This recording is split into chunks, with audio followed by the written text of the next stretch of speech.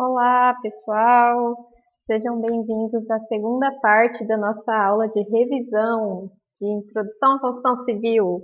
Vamos lá, pessoal, acorda, já deu tempo de vocês tomar um cafezinho. Se não deu tempo, já dá um pause aí, vai lá, pega um cafezinho para vocês acordar para a gente fazer essa segunda parte, tá? Então, pessoal, até o presente momento a gente relembrou ali da pré-história, a gente viu por que é tão importante estudar a história das edificações e a gente viu a parte da pré-história e da Mesopotâmia, né? A gente já consegue ver uma diferença bem drástica, né, numa construção pré-histórica e numa construção da Mesopotâmia. E quando a gente volta ali para a parte da construção da Mesopotâmia, a gente já consegue ver um vestígio bem de leve, né, do que a gente vai ver agora, né, que são as edificações do Egito. Então, toda vez que a gente fala de Egito, arquitetura egípcia, já na mente, né, vem a imagem da pirâmide, né, daquelas pirâmides gigantescas e todo o mistério de como foi que eles fizeram uma coisa tão alta, né, e tão grande sem ter nenhum maquinário que a gente dispõe hoje em dia, tá? Então, já conseguiram perceber, ó, vou até voltar um pouquinho essa imagem aqui, ó, que perceba que até o jeito como foi montado, né, as edificações da Mesopotâmia, eles meio que já lembram assim brevemente, né, o formato de uma pirâmide, né? Então, realmente, um vai passando conhecimento para outro, uma civilização vai passando conhecimento para outra. Bom, então o Egito, pessoal, é uma civilização muito importante, principalmente na questão assim da história da arquitetura, tá? O Egito, os egípcios, né, eles se proporam a fazer estudos, a avançar em tecnologia da época, coisas que até aquele momento ninguém tinha assim se preocupado em avançar. O Egito fez, tá? E o Egito, o interessante, lembra que eu falei da questão de ter um rio por perto e tudo mais? O Egito ele também contava com isso, tem o rio Nilo, tá? Que vai atravessar até o mar Mediterrâneo, dá 3.200 quilômetros, tá? Então é um rio enorme que vai banhar a cidade e vai trazer uma cultura predominantemente agrícola, tá? Eles vão sobreviver sempre da agricultura devido a esse rio. E uma coisa muito interessante do Egito é que foi uma civilização estável por mais de 2.000 anos, tá? Então isso é uma coisa assim, principalmente para a época, que era muito difícil acontecer, que as pessoas acabavam passando fome, entrando em guerra, e era muito difícil ter uma civilização que ficasse estável por muito tempo. Mas o Egito conseguiu fazer isso. E junto com isso, eles trouxeram vários avanços, né, para o que nós somos hoje, para nossa humanidade de hoje. Tem que agradecer e muito o Egito, porque os avanços que eles conseguiram no ramo da ciência, como a criação dos papiros, os avanços medicinais, os avanços tecnológicos, da construção e tudo mais, a gente deve muito ao Egito, tá? Então, imagine uma sociedade como essa. Tá? Lembra que eu falei para vocês que a arquitetura ela expressa a cultura do lugar. Ela tem que expressar a sociedade que utiliza aquele espaço. Então, se você tivesse que construir alguma coisa, criar alguma coisa para o Egito, sabendo tudo o que ele é, sabendo que é uma civilização incrível, né, cheio de avanços tecnológicos, o que é que uma civilização dessa merece como arquitetura? Que tipo de arquitetura vai refletir essa civilização que é o Egito?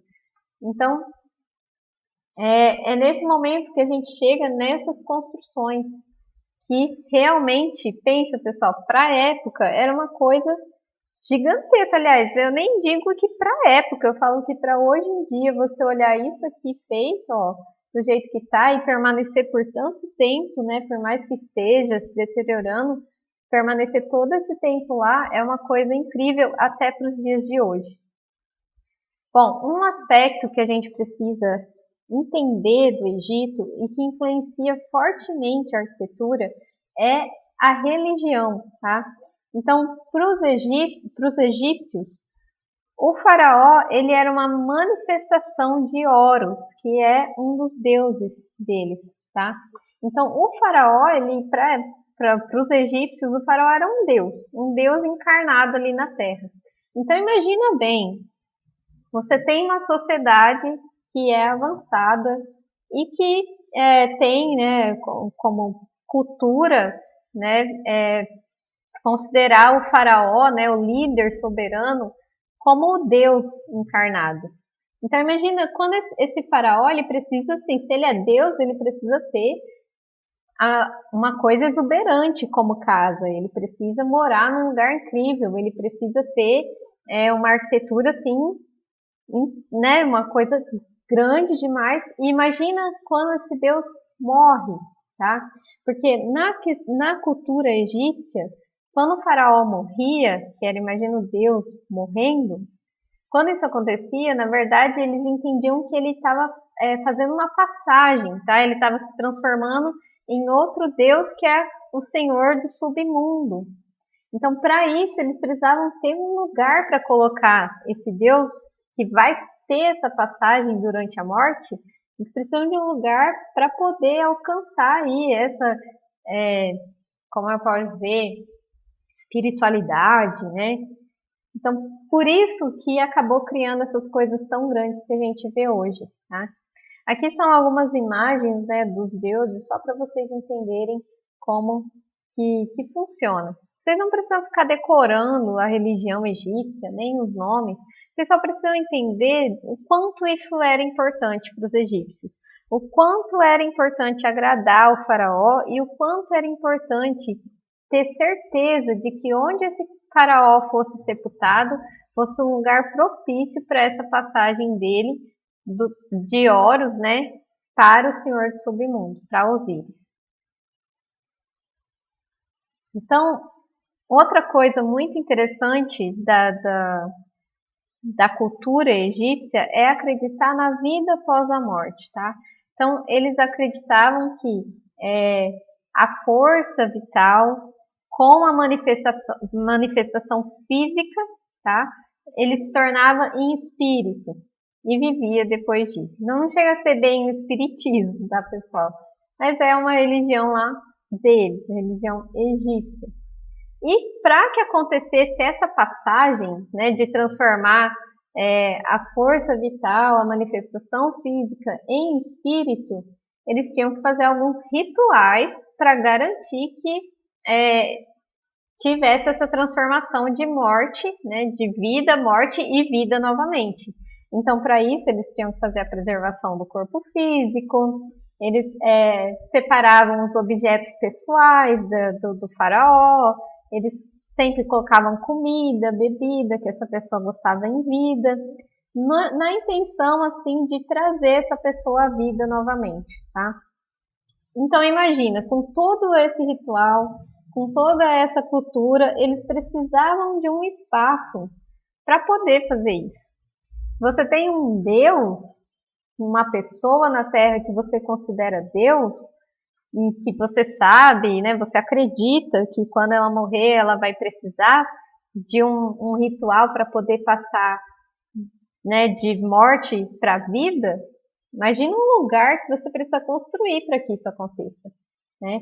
Então, isso precisa ser grande, isso precisa ser duradouro, isso precisa ser da realeza, não pode ser qualquer coisa. Você não pode fazer lá uma toquinha e colocar o seu Deus, isso é uma falta de respeito, imagina. Então, com isso, pessoal, foi como se criou, né, as primeiras mastabas. Então, olha só que engraçado, que parece que nesse momento você já vai ter uma pirâmide criada, mas isso ainda não acontece. Antes de ter a pirâmide, nós temos as mastabas, tá? Então, o que é a mastaba? A mastaba, ela é o primeiro, assim, como pode dizer, o precedente da pirâmide. Eles são túmulos que a gente considera mais primitivos, que foi construído como uma moradia eterna para os mortos, no caso, os faraós, tá? Então, essas habitações aqui eu coloquei para vocês quais são os materiais que eles utilizavam para poder fazer dessa forma, mas percebam assim que o jeito como ela está aqui, ela assim, ela é só uma base, né, da pirâmide, ela não chega a ser alta. O que acontece numa mastaba? Numa mastaba você tem uma parte aqui para baixo, tá? Na pirâmide também acontece, mas a gente consegue enxergar um pouquinho mais fora. Então, vou mostrar aqui para vocês um esquema. Olha só que interessante, ó. Conforme foi passando o tempo com essa tradição, né, tinha muito roubo dos pertences pessoais, né, dos faraós e tudo mais, porque esses faraós eles eram ali sepultados com todo o ouro, com todas as vestes, todas as coisas caras, e os ladrões eles tentavam entrar. Então, com o tempo foi se aprimorando aí a mastaba para colocar algumas armadilhas, para deixar como se fosse um labirinto, para que esses ladrões não conseguissem encontrar um lugar onde estava sepultado o faraó. E aí, logo após as mastabas, vieram as pirâmides, né? Então, o que é a ideia da pirâmide? Ela evoluiu ali da mastaba, pode ver que se a gente arrancar o topinho ali dessas pirâmides, a gente acaba ficando com uma mastaba. E como eles acreditavam ali na vida após a morte, né? Eles acreditavam que o faraó ele iria acompanhar o sol, o Deus Sol, na sua jornada, né? E aí, por isso, imagina, eu tenho que alcançar o sol, então por isso a necessidade de tentar impulsionar a construção para cima, tá? Então, a simbologia acaba sendo um emblema ali do Deus Sol, que é o quê? O renascimento diário.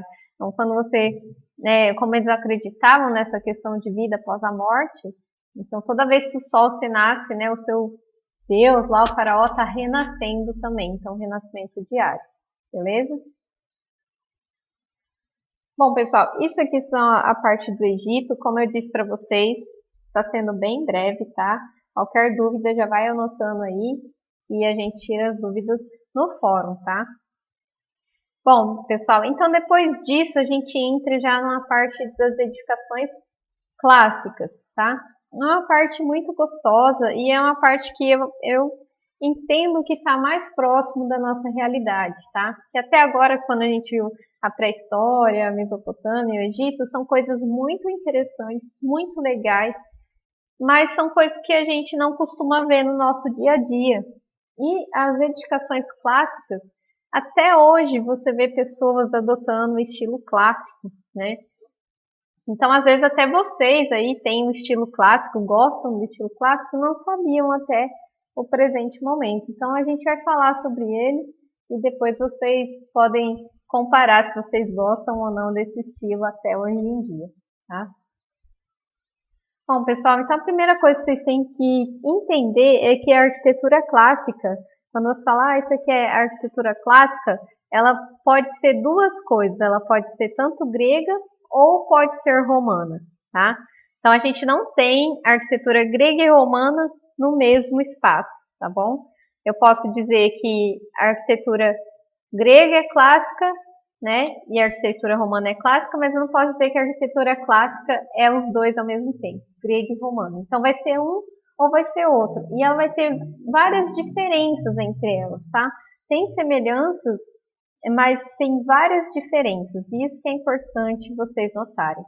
Então, a primeira coisa importante para entender essas diferenças é entender as diferenças do povo em si, do povo grego e do povo romano, tá? Então, pessoal, pensem assim que vamos pensar assim, tentar ver o que a gente pode fazer até para comparar.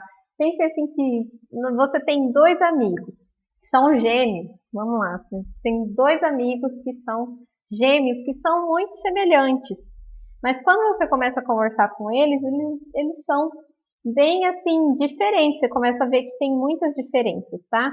Vamos dizer que nós temos o amigo Gregório, tá?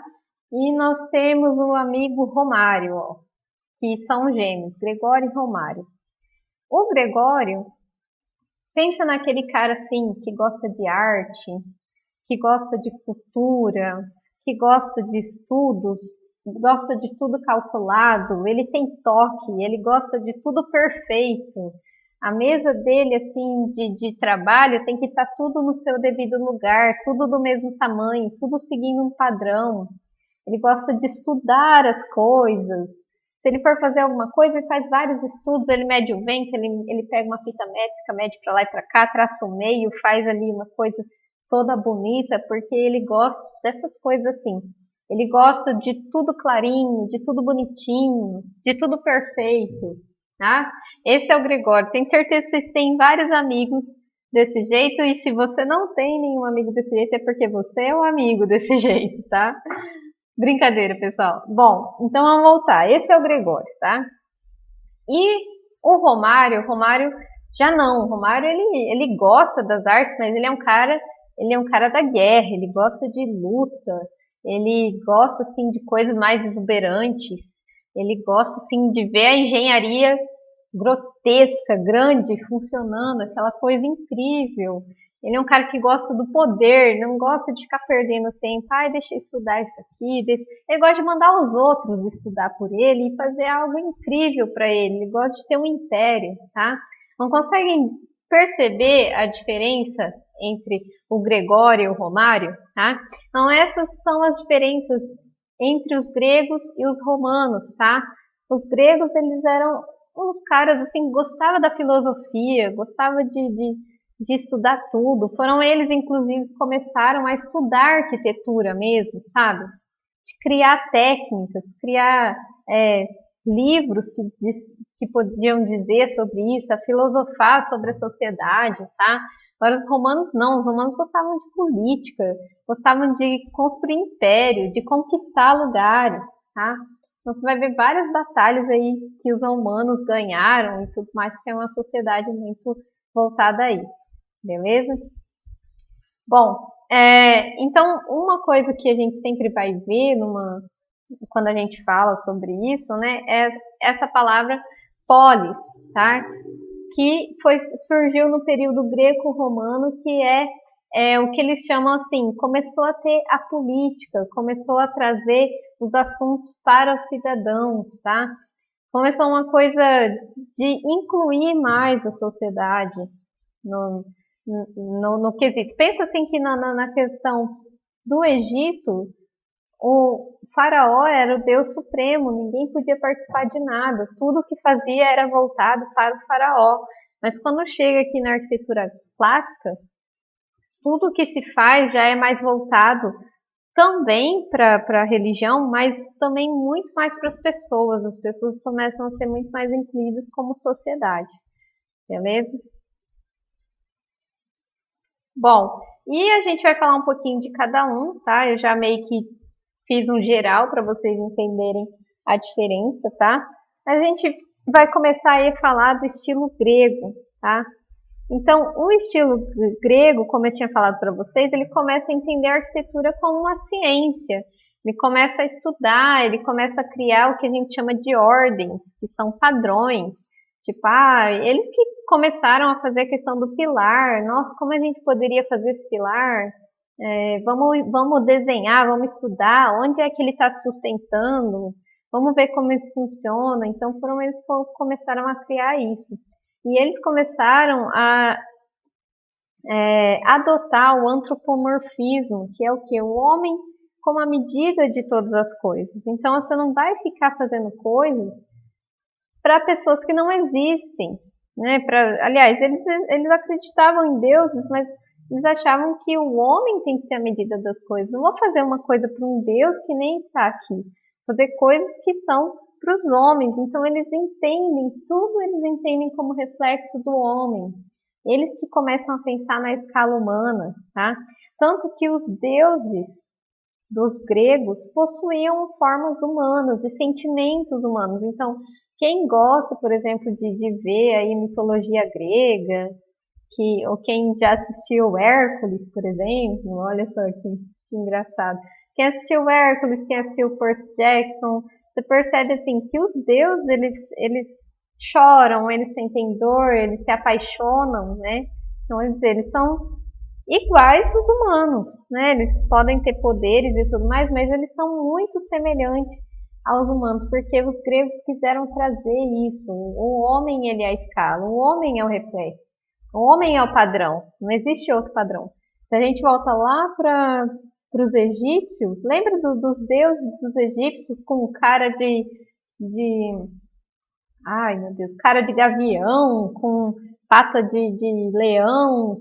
Então eles faziam uma coisa muito mais assim fora do que a gente entende como humano, né? Eles fugiam, porque Deus não é igual ao humano. Não pode acontecer isso. Era isso que os egípcios pensavam. Agora no estilo grego não. No estilo grego não, imagina. Deus é parecido com a gente. Por isso que a gente é assim, que Deus criou a gente como eles, tá? Então, isso é bem interessante de destacar e vocês vão ver depois por quê. Então, aqui, ó, lembrem-se dessas imagens, né? Isso aqui são esculturas enormes, pessoal. Então, tudo em relação à parte clássica do estilo grego tem essas características, né? E quais são as características exatamente, professora? Olha só para essa imagem aqui. Parece praticamente uma pessoa mesmo posando, né, sei lá, aquelas pessoas que ficam na rua, sabe, paradas. Por quê? Porque é tão detalhado, cada detalhe, olha os músculos assim se contraindo, as veias da perna, repara só, é tudo muito assim para parecer extremamente real e muito parecido com o ser humano, tá? Olha esse aqui da deusa, que as pessoas geralmente colocam no barco, lembra que eu falei para vocês? Isso aqui geralmente era colocado na ponta do barco, né, para gerar proteção. Imagina, se está na ponta de um barco, de um navio, vai bater água, né, nessa estátua. E olha só como a roupa está grudada no corpo da estátua. Né? Parece realmente que está molhada, parece até assim transparente essa parte por causa da água. Então é uma perfeição, é uma busca por perfeição muito grande quando vocês falam em estilo grego. E quando a gente entrar na parte da arquitetura, como que isso foi refletido na arquitetura? Sempre vocês vão lembrar dessa coisinha aqui, ó, desse estilo aqui. Então eles traçaram um padrão. Praticamente todas as construções que eles faziam tinham que ter esse padrão, frontão, o que eles chamavam de entablamento, as colunas, tudo certinho, assim, bem perfeitinho, tá vendo? Que tudo é bem simétrico, né? E o pódio. Então, quando você fala de arquitetura grega, quais são as principais características da arquitetura grega? Essa busca por perfeição, é a simetria, né? É a repetição de elementos, a grandiosidade, a, a vontade de voltar tudo para a escala humana, tá? Então, uma coisa bem bacana. Olha só como que era em relação à planta e como que ficava por dentro. Então tá vendo que tudo tem que seguir, tudo tem que ser muito simétrico, muito igualzinho, tudo tem que ter a repetição certinha, tudo isso muito estudado para que ficasse ali por muito tempo, tá? Então isso aí é a arquitetura grega. E uma coisa que se destacou muito em relação à arquitetura grega foi a especificação das colunas, tá?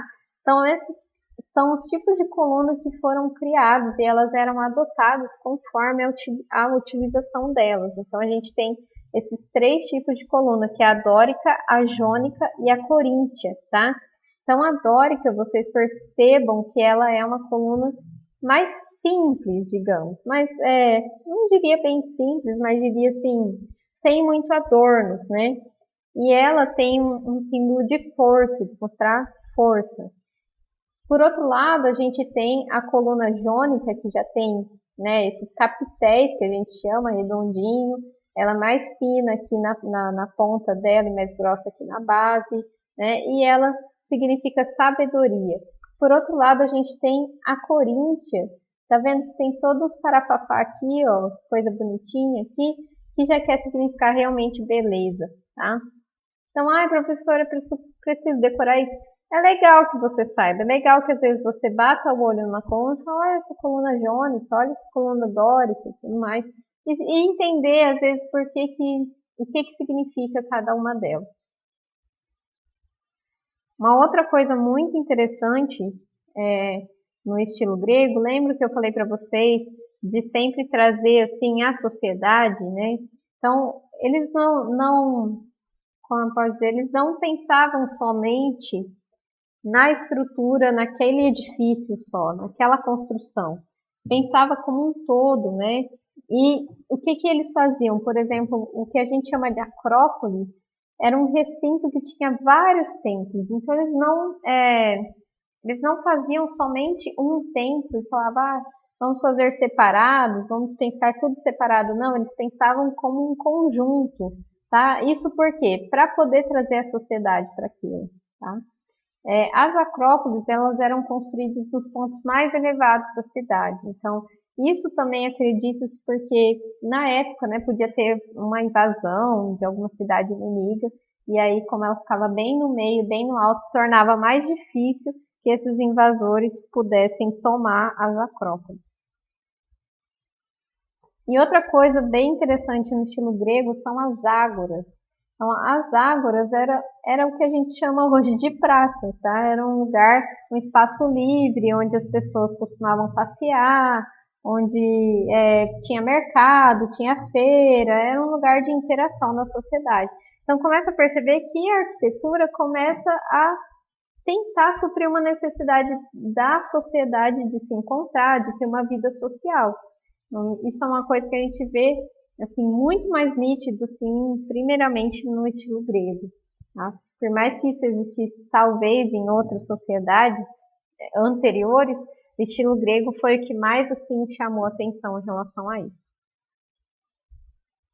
Então aqui, ó, é só um desenho de como que funcionava uma ágora. Olha só que interessante, tá?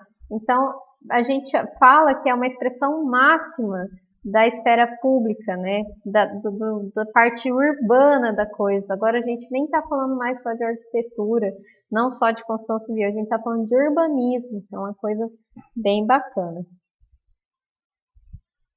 Bom, e aí a gente entra no outro estilo que também é clássico, que é o estilo romano. Então, o estilo romano ele tem uma influência da cultura grega, tá? Por causa da parte do luxo e da grandiosidade. Mas no caso do estilo romano, a gente vai ter novos materiais. Então, a gente vai ter novas técnicas, tá? Uma coisa que toda vez que você vê, tá? Você viu, bateu o olho numa construção e você já vê, percebe que ela é clássica. Mas aí você vai ficar, mas será que é grega ou será que é romana? Gente, se ela tiver um arco, se ela tiver alguma superfície curva, ela é romana, tá? Porque até aquele momento ninguém sabia o que era arco, ninguém sabia o que era curva, até o momento que os romanos inventaram isso, tá? Então tudo que você vê aqui de obras que tem alguma coisa curva, com certeza é romana, porque ninguém sabia fazer isso além dos romanos até aquele período, né? Então, outra coisa que se destaca deles é fazer os aquedutos, que era a questão de abastecer as cidades com água. Isso era muito legal, coisa que até aquele momento ninguém tinha feito até agora. Então, não sei se vocês já ouviram falar nos banhos romanos, nos termas romanos. Isso só surgiu com os romanos, que conseguiram canalizar a água, trazer para dentro da cidade e jogar ela fora de novo. E até aquele momento isso não existia também. E além disso, nós temos as estradas, os termas, os teatros, tudo coisa que foi destacada pelo período romano. Então, ó, vamos comparar. Aqui eu tenho o Panteão, que inclusive é um dos temas aí do trabalho da primeira etapa. Então, compara o Panteão, ó, ele é muito parecido com aquele primeiro que eu mostrei para vocês. Cadê? Deixa eu voltar para vocês compararem. Muito parecido, ó. Olha a frente, ó. Igualzinho praticamente. Sabe quando a pessoa fala, posso pegar esse trabalho emprestado? Você fala, pode, só não copia igual. Aí a pessoa vai lá e faz isso aqui, ó, na frente. Então, ó, muito igual. Só que tem o toque romano. Tá vendo aquela parte ali de trás, essa parte curva? Isso aqui, os gregos não conseguiriam fazer porque eles não tinham conhecimento dessa tecnologia, tá? Então, Talvez você bater no olho você já falasse para mim, professor, é clássico. Ok, acertou, é clássico. Mas é grego ou romano? E aí, como que você iria saber? Por causa dessa parte curva aqui. Aqui, ó, tem uma imagem dos termas romanos. Então, olha só também os arcos aqui. É, veja que eles repetem as colunas das partes, que é uma parte assim clássica lá da arquitetura grega, mas ele insere aí esses arcos. E insere também como eu posso dizer, o manejo dessa água, a administração dessa água que teve que sair de algum rio bem de longe para chegar até aqui. Em relação também aos teatros, né? A gente tem que dar uma atenção para eles, porque os teatros eles eram uma coisa voltada para a sociedade, voltada principalmente para os plebeus, tá? Para o pessoal pobre, tá? A diversão dos pobres. Lembra do filme Gladiadores e tudo mais? Lembra quando mostra assim a construção, falando, olha, o imperador, não sei o quê. Então era para mostrar poder, mostrar que o imperador fazia coisas grandes só para o povo dele, tá? Então representava muito mais só do que um teatro. Tinha que representar poder também. E nós temos o Fórum Romano. Então, enquanto lá na parte grega a gente tem a Ágora, tá? No caso do estilo romano, a gente tem o Fórum Romano, que também é um lugar, tipo como se fosse uma praça, né? Um lugar para as pessoas também fazerem comércio, para poder se socializar e tudo mais. Então, essa é a diferença, tá, pessoal? Eu falo, qual que é o espaço social que foi dedicado para as pessoas se encontrarem, fazerem comércio no estilo grego. Não é não é o Fórum Romano, é a Ágora, tá? Lembra sempre, Fórum Romano é de Roma, então você já se lembra. Beleza, pessoal? Então é isso, tá? Essa é a aula de hoje. Pode ver que eu fui fazendo bem rápido, que é realmente uma revisão, mas se você tiver dúvida, por favor, não deixe de colocar lá no fórum. Professora, eu não sei mexer no fórum, então me procure, fala para mim, professora, eu não sei mexer no fórum. Qualquer coisa, tem um vídeo lá, um tutorial bem no comecinho do Moodle para mostrar para vocês, tá? E nós temos uma tarefinha sobre essa revisão para você fazer ela e ir relembrando as coisas que fizemos, tá bom, pessoal? Então, boa sorte aí, bons estudos, contem comigo para as dúvidas e até amanhã. Até mais!